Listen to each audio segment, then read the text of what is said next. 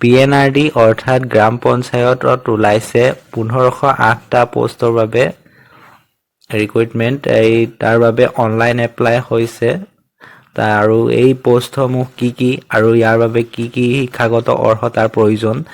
আৰু বয়সৰ সময়সীমা কিমান হ'ব লাগিব এই আটাইবোৰ এই ভিডিঅ'টোত আপোনালোকক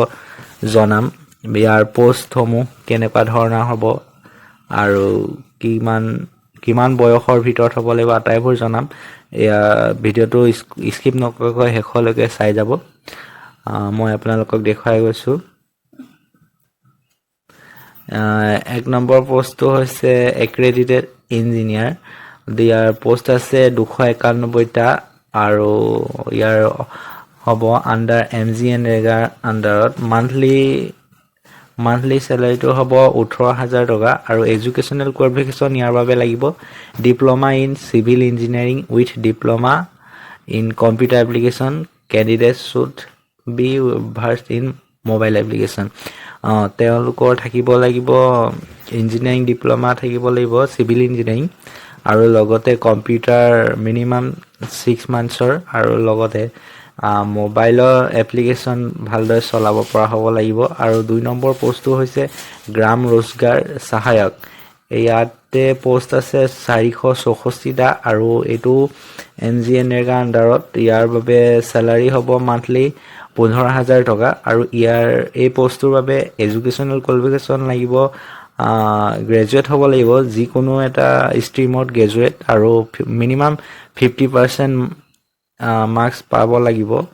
আৰু ইয়াৰ বাবে কম্পিউটাৰ লাগিব 6 মান্থছৰ আৰু মোবাইল এন্ড্ৰইড মোবাইল যেনেদৰে ভালদৰে চলাব পৰা হ'ব লাগিব তাৰ নেক্সট পোষ্টটো হৈছে এইটো আপোনালোকক জনাইছো কম্পিউটাৰ এসিস্ট্যান্ট ইয়াৰ বাবে পোষ্ট আছে 291টা আৰু এটো MGNREGA আন্ডাৰতে মান্থলি স্যালাৰি এটো হ'ব 15000 টকা আৰু এডুকেশ্যনেল কোৱালিফিকেশ্যন চাব গ'লে ইয়াত গ্ৰেজুৱেট হ'ব লাগিব যিকোনো এটা ষ্ট্ৰীমত আৰু মিনিমাম 50% মাৰ্কস লৈ পেলি উত্তীৰ্ণ হোৱা হ'ব লাগিব আৰু ইয়াতে কৈছে আপোনাক মিনিমাম 6 মান্থছৰ কম্পিউটাৰ ডিপ্লোমা এইটো বস্তুটো লাগিব আৰু নেক্সট লাগিব ভালদৰে মোবাইল চলাব পৰা যিকোনো এপ্লিকেশ্যন মোবাইল এপছ বিলাক ভালদৰে চলাব পৰাত সক্ষম হ'ব লাগিব তেহে ইয়াৰ বাবে এপ্লাই কৰিব পাৰিব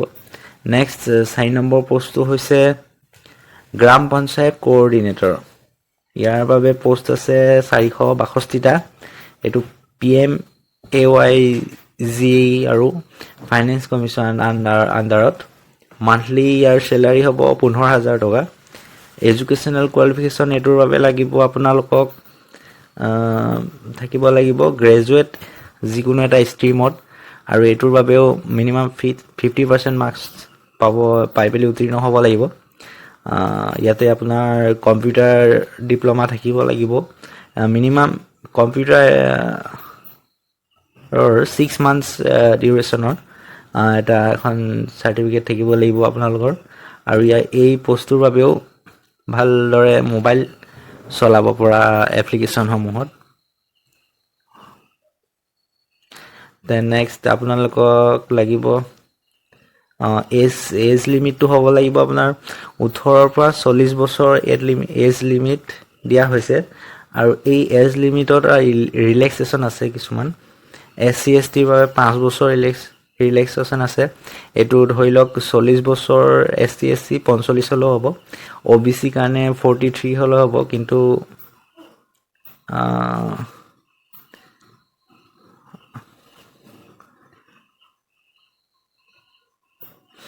next language skills to লাগিব আপনার candidate should have good knowledge of English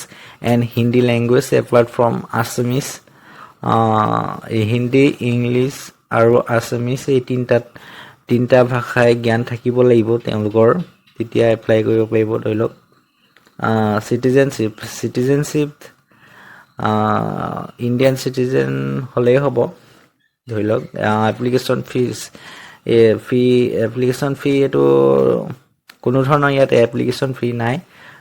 no application ফি বুলি ইয়াত দেখুৱাইছে নেক্সট আপোনালোকক হাউ টু এপ্লাই মই আগন্তুক ভিডিঅ'ত আপোনালোকক দেখুৱাই দিম কেনে ষ্টেপ বাই ষ্টেপ কেনেদৰে আপোনালোকে নিজৰ মোবাইলতে ঘৰতে বহি এপ্লাই কৰিব পাৰিব আজি এই ভিডিঅ'টো ইমান পৰে চাই থকাৰ বাবে ধন্যবাদ আৰু এই চেনেলটোত যদি আপোনালোক আজি প্ৰথম আহিছে তেন্তে মোৰ এই চেনেলটো সাবস্ক্ৰাইব কৰি দিব কাষতে থকা বেল আইকনটো ক্লিক কৰি দিব ধন্যবাদ